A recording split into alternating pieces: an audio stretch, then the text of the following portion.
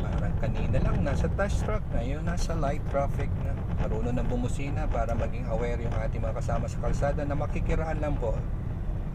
Yung busina mo namin ginagamit lang as warning lang. Friendly busina lang naman. Sundan lang kurbada ko saan papunta na hindi na pupunta sa kabilang linya. Ayan, tama yan. Sinisilip-silip din ni Sir ang mga salamin niya para malaman kung anong sitwasyon sa likuran. Okay, sundan lang yung kurbada kung saan papunta na hindi na pupunta sa opposite direction. Okay.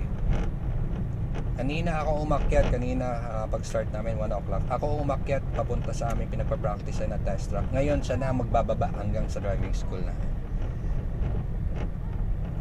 Maging aware lang sa galawan na lalo na sa nasa right side, ang dami nating pedestrian. Mas ingatan yung nasa right side, pakilayuan ng konti.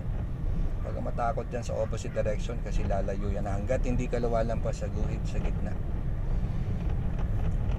Then, pag masdan, i-observe ang nangyayari sa unahan.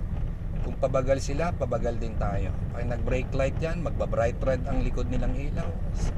Kailangan din natin bumagal. Ayan, ang bright red na. Anong gear? Clutch po. Okay, clutch control. Ihinto tayo bago dumating din sa wigong yan. Kung kinakailangan mo malik sa first gear, babalik ka sa first gear kasi naka full stop. Okay. Gumalaw na. Huwag magmadali ha. Iaangat lang yung clutch ng dahan-dahan. Alisin po yung pa-key brake. Ang mangyayari kasi pag hindi mo tinanggal yung pa-key brake, hindi ho siya tatakbo. Habol ho tayo sa flow ng traffic zone ha.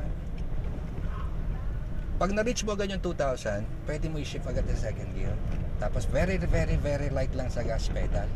Hindi naman natin binibigla ang gas pedal eh. Distansya sa mga sasakyan sa unahan. Lilipat ka ng right. Good. Okay, dahil tumigil ulit, very light lang ha. Anong gear? First gear ulit. Ingatan si clutch ha, para hindi ka namamatay na makina. Yun. Arangkada ng konti. Konti pa. Bitin ako. Yan, saka may second gear. So yung tinatawag nating short shift, practice natin yan sa test track.